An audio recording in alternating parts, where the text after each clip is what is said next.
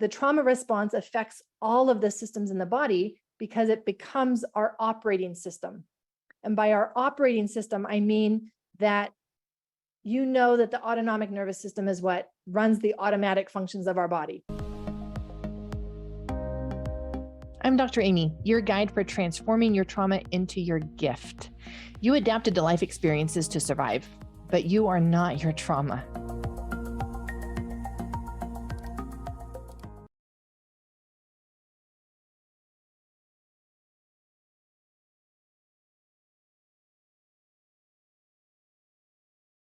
Yeah.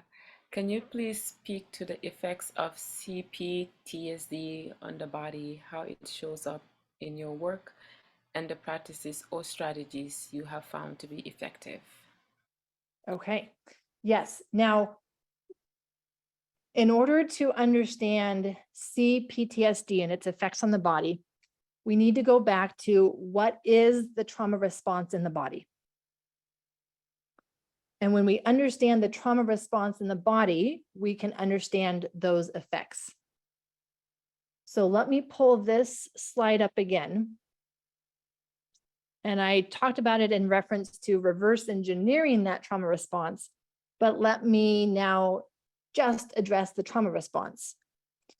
Especially when we are young and in our early life, depending on the age, then we have a different capacity for our nervous system. We don't have that capacity for self-regulation yet. And so our system is much more fragile. And by our system, I mean our autonomic nervous system.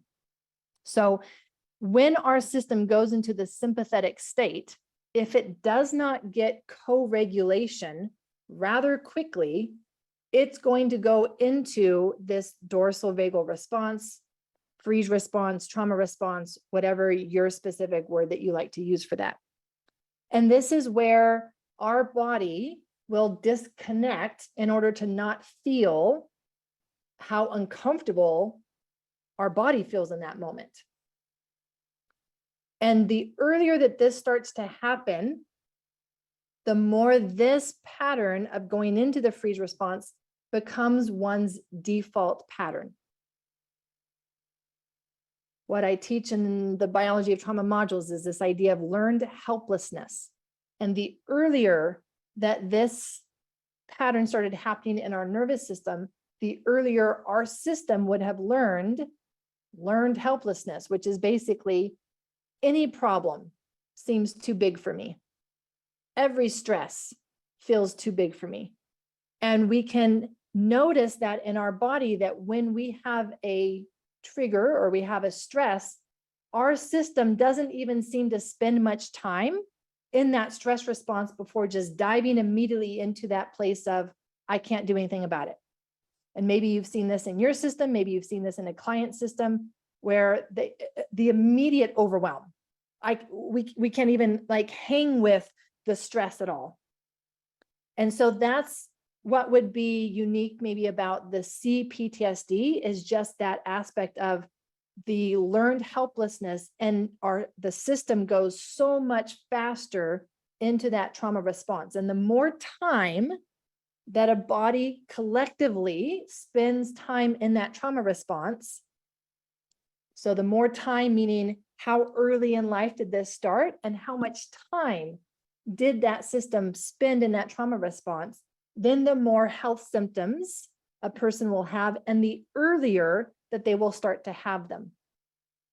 It's very concerning to me that we're starting to see more adult diseases like autoimmunity, like lupus, start to happen in teenagers, because this is a sign of this collective trauma response in the body. And whether that trauma came from generational trauma, whether it came from CPTSD, it really doesn't matter, because we're looking at how much time has that body spent in the trauma response. That is your predictor for the disease outcomes and how soon a person will have those disease outcomes.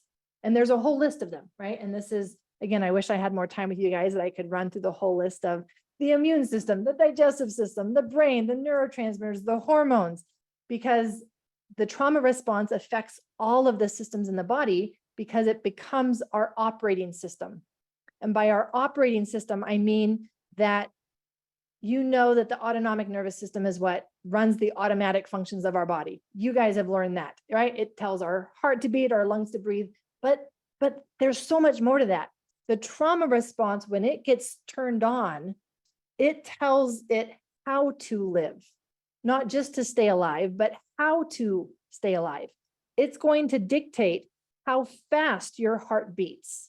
It's going to tell your lungs to shut down that breath, to breathe really slow and really shallow. I don't know if you guys have ever been noticing or been told like, hey, take a breath, right? Or maybe that's something that you've told your clients, right? Like they're sitting there and you're like, can you breathe for me, please? Because that trauma response just shuts that down. Like the trauma response becomes the operating system, telling every tissue and every cell how to live, which is why it starts to break down cells and it starts to create oxidative stress around a cell and inside a cell.